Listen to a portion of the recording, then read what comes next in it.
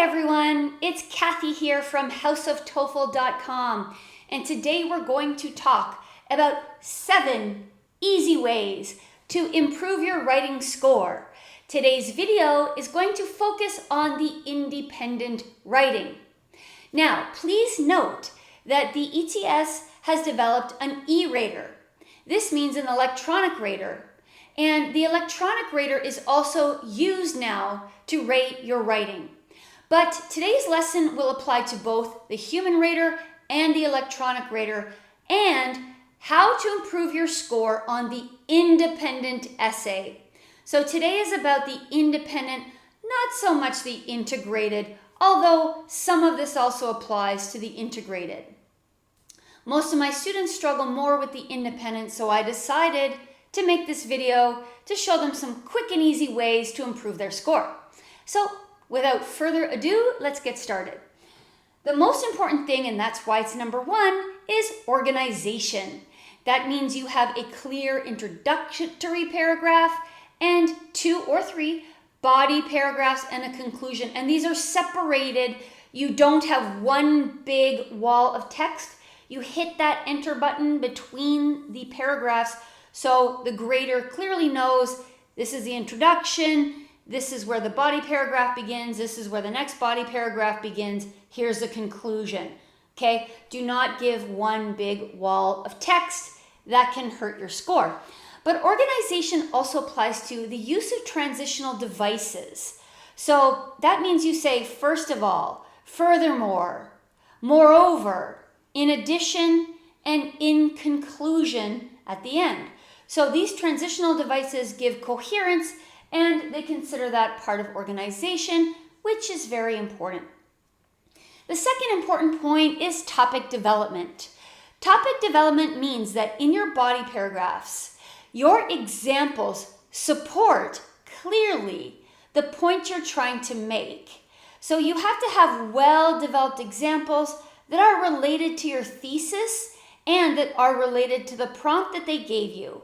And your examples should be well-developed. They should not just be 1 or 2 sentences. You really need to dig into that example and give a lot of details. Okay? Number 3. My students hate this one. Spelling and grammar. Now, spelling is difficult in English because, I'm sure you know, some of the words in English are not spelled the way they sound. And so that can really trick students. But because this is a software program, of course they detect spelling mistakes. Just like when you write in a Word document, it's programmed to give you that nice red underline if you spell something wrong. And the e-rater is no different. They can detect spelling mistakes. So do try to improve your spelling before you take the test. It can be difficult. I recommend reading a lot. That way when you see a word that is spelled incorrectly, you will have a feeling that there's something wrong and you can fix it because you've seen it many times when you were reading and now you know what it should look like. Grammar. Okay. My students who take classes with me do get a free grammar book included in their lessons, which is an excellent resource. I do recommend picking up some grammar materials. Yes, grammar is important, and I know that it's hard in English, but it will affect your score if your grammar is bad, and it's very, very common that my students lose points on grammar. Next is punctuation. Now, this might surprise you, but the e-rater is programmed to look for punctuation mistakes, commas in the wrong place, periods in the wrong place, and so on. Again, I give my students punctuation resources, but definitely there's a lot online as well. You have to have good punctuation in order to get a good score. So know where the periods go, semicolons, when to use a comma, where to put the commas and periods, and so on. Very important for your score. Next, use longer words. Okay, this might surprise you, but short words like good and nice are not necessarily going to get you a good score. So let's think about nice. Let's say I want to say my neighbor is nice. I can switch out nice for kind-hearted or affable. Okay, these words are more academic and you definitely want to have longer words. Let's say good. Let's imagine I want to say, I saw a good movie. I can switch that out for exciting, engaging, enjoyable.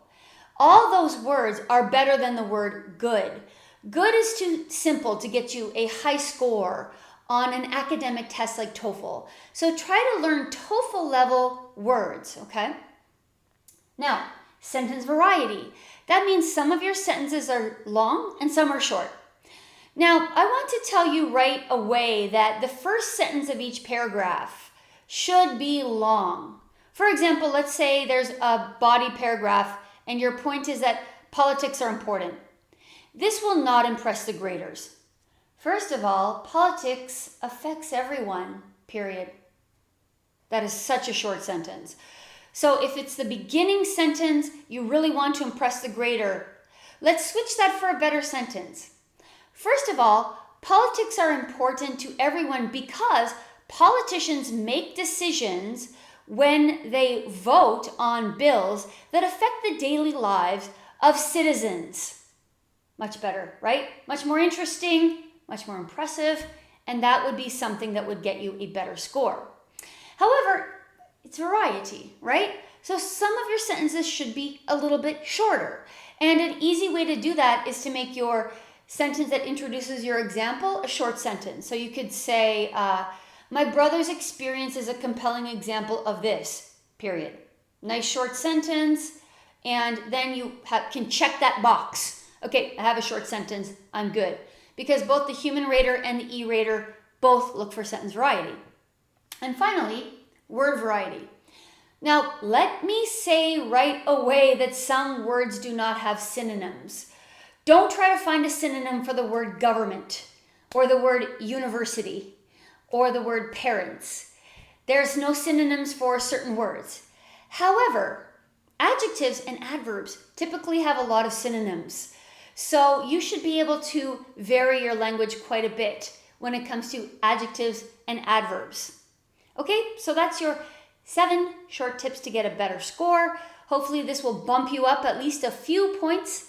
Again, I'm Kathy and I can be found and contacted at www.houseoftofl.com. And as always, good luck on your test.